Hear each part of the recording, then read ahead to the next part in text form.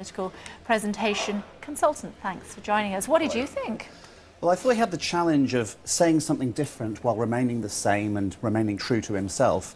I felt that overall it was manifestly adequate, blandly predictable. Really? Well, you see, the thing is, his overall micro-message, the legacy that he's meant to leave behind with his audience in the hall and his audience at home, was fairness and a new settlement for new times. It's not the sort of burning, adrenalised words that are going to spark a conversation with my taxi driver on the way home. So you thought there was room for improvement? A lot of room for improvement, both in the content that he chooses and the way that he gets it across. OK, let's have a quick listen to that. So I'm not going to try to be something I'm not. And if people say I'm too serious, quite honestly, there's a lot to be serious about.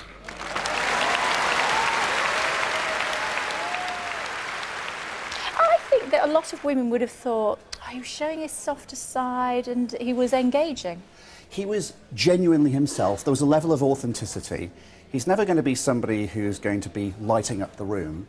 At that particular moment, the comment about being serious, because there's a lot to be serious about, it had a nice double meaning aspect to it, because the words that he was saying, he was making a very valid point, but also he had just a hint of self-parody.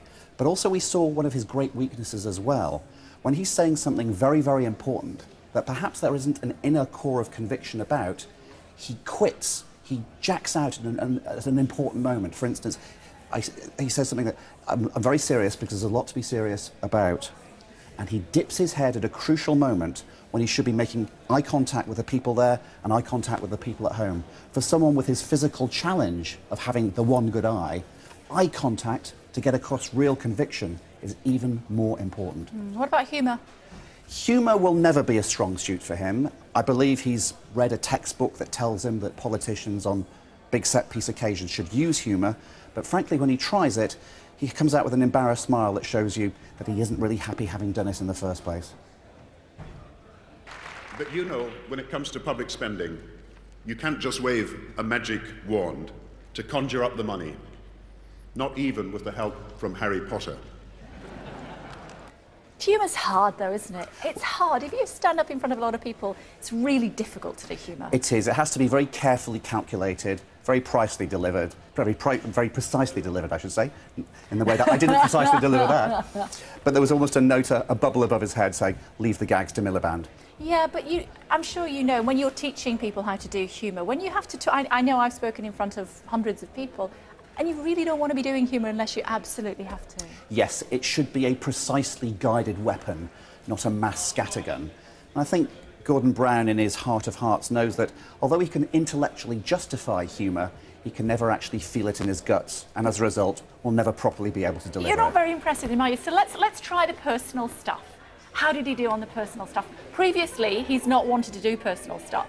I interviewed him last week for an hour with some of my colleagues, and I was pressing him on the fact that we didn't know that much about his personal life, and why didn't he do that? OK, perhaps you can provoke me into saying something positive about him. Go on, then. It might be this.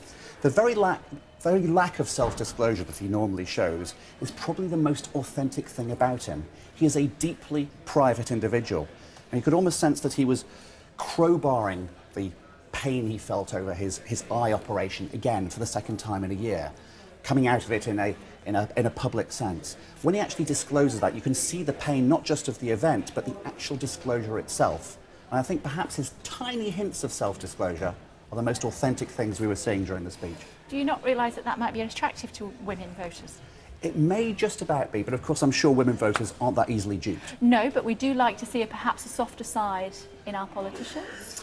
As long as that soft side is genuinely a decision from the man himself and comes across as a decision from the man himself rather than from his team of PR and media handlers. Why do you think that is the case? Why do you think that you got the impression that it wasn't genuine?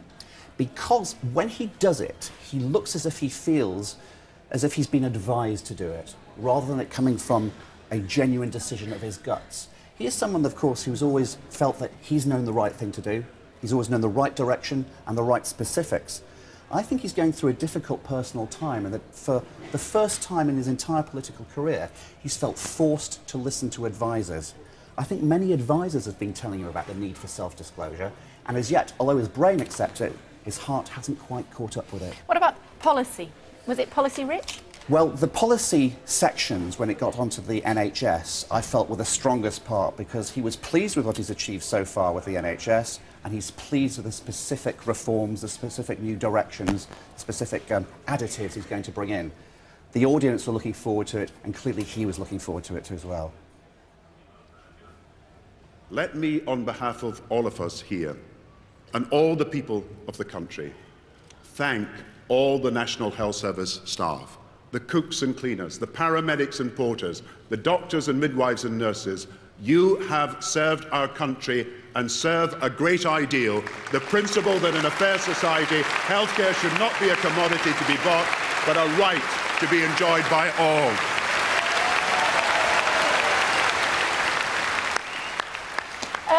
You talked about novices and it being no job for novices. We're not quite sure who he meant by that, but it was interesting to see the Foreign Secretary in the audience. Intrigued to know what you thought about his body language. Must smile, still smiling, cameras are on me, looking away now. Must smile with as many teeth as possible. Trying to engage people near me. Looking as I'm part of the team, still part of the team. Oh no, I'm relaxing too much. Smiling again. Convincing? He's working hard. He may have a lot to learn. I'm intrigued to know what you think about David Cameron's speech next week, but generally, until then, overall marks out of 10? 7 out of 10 perhaps, but clearly 7.75 for women. We'll see. I don't know. And given that it is mostly women that vote, or more women vote than men, isn't that right? More women vote than men at this moment, and more women are voting as a proportion of the overall voting population than they've ever voted before. So it's an increasing number and increasingly important. Okay, will you come back next week and analyse I'd be delighted. Mr Cameron's speech for us? Mr Davies, for now, thank you very much indeed for joining us.